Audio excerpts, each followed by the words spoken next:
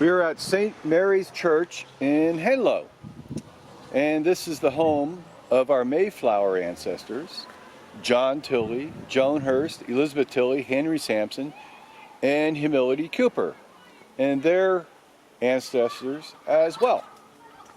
In fact, you can trace the Tilleys back to our 17 times great-grandfather, Charles Henry Tilley, who died here in Henlow in 1469. Then his line continues all the way to Elizabeth Tilley, who was a young lady on the Mayflower, and she later married John Halland, who is also on the Mayflower, in the colony of Plymouth, Massachusetts, home of the Mayflower immigrants. So let me tell you a story about the church. St. Mary's Church was built in the 11th century, just after the Norman conquest of 1066. A charter of King John in 1199 confirms the gift of the manor and the church of Henlow to Lanthony Priory, who provided the clergy for the church until the dissolution of the monasteries under King Henry VIII in 1539, by which the church then belonged to the king and the Church of England. So as you can see, now St. Mary is not a large structure. It's just about 100 by 50 feet and built of pre-15th century ironstone and limestone clutch. And clutch is a sort of chalky limestone rock. The original building consisted of only one simple nave and chancel. In the 13th century, the nave was expanded and two low-roofed aisles were added. Late in the 14th century, the chancel was lengthened. In the 15th century, this massive tower was built. The clerestory was constructed, and the upper part of the north aisle was rebuilt. So here in this section, you can see where they added on the church after it was originally built. And this would be the south side of the church. As we come around to the back of the church, you see the churchyard, all the headstones. And this church is pretty much the exact same condition you would have found it in the year 1400. There's been really no improvements made, except for what I already described as a couple of additions. But pretty much, this is what you would have found 600 years ago.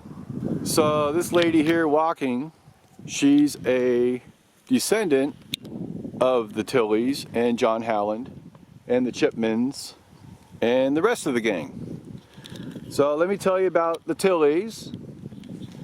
Our first ancestor here is Charles Henry Tilley, our 17 times great-grandfather. He was born in 1413 and died here in 1469. And he probably found his way to Henlow in about 1450. He married Agnes Johnston Alexander, and they had a son, Nathan. And Nathan is our 16 times great-grandfather. He was born in Henlow in 1443 and died at the young age of 1465.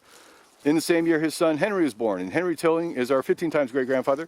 He was born in 1465 and died in 1520. And he's buried here in the cemetery, but we don't know where.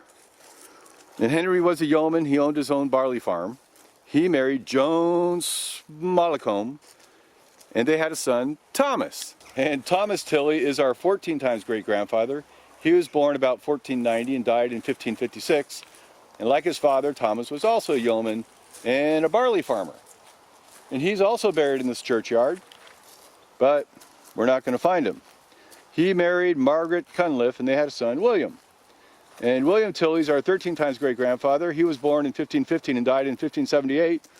He was described as a husbandman. And like his father and grandfather, he owned his own farm where he harvested barley, and he also had a collection of sheep and cattle. He married Lady Agnes de Bishops. Both William and Lady Agnes are buried in the cemetery. Where? We don't know where. But they had a son, Robert. And Robert Tilley is our 12 times great-grandfather. He was born in 1540 and died around 1613. Again, he owned his own property and his own farm. And he married Elizabeth Ellenbourne. and they're buried here in the cemetery as well.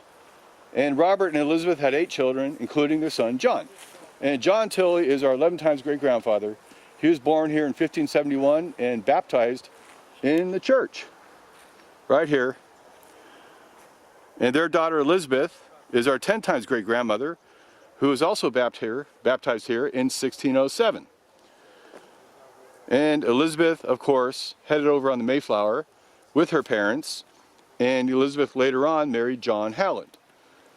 And John Tilley and Joan Hurst, they died the first dreadful winter in Plymouth Colony. So Joan Hurst, her ancestors also lived here in Henlow.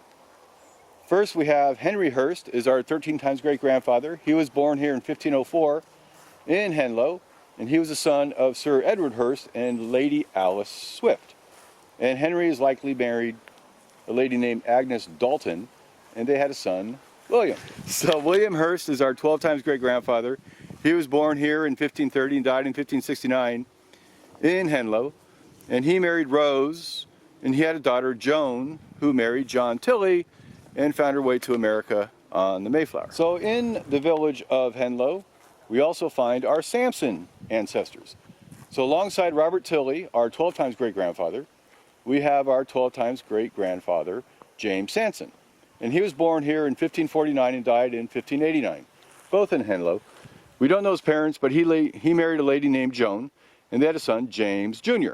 And James Samson Jr. was born here in 1574, and he died in 1639. In 1599, he married Martha Cooper. Both James and Martha are buried in the courtyard here, the churchyard. And then Henry Samson was baptized here on January 15, 1604. And the Tilleys and the Samsons were separatists, and they wanted to separate from the Church of England, and they're finding their way to Leiden. So that brings us to the Pilgrims. In the year 1620, John, Joan, Elizabeth Tilley, John's brother Edward, and his wife Agnes Cooper, and Henry Samson all boarded the Mayflower to come to America. But unfortunately, in the first winter, all the Tilleys died except young Elizabeth, who was only 14 at the time. And she was taken under the wing of her cousin Henry Samson until she married Pilgrim John Halland and headed up to their new home in Rocky Nook. Inside the church is a plaque mounted in the south aisle, and this plaque was dedicated in 1989 and commemorates our ancestors, the Tilleys. And John Tilley and his wife Joan Hurst, they were married here in this church in 1596. And their daughter Elizabeth was baptized here in 1607. And John and Joan, of course, they are our 11 times great-grandparents, and Elizabeth, who married the Mayflower passenger John Halland, is our 10 times great-grandmother. And Elizabeth and John, they built a home just north of Plymouth in a place called Rocky Nook in 1637. And the home site is now an archaeological site. And one of the many artifacts they discovered was a spoon, and the spoon on display inside the church comes from the same crucible and mold as the spoon found in Rocky Nook. So that's the history of this church and the Mayflower passengers who came from Henlow,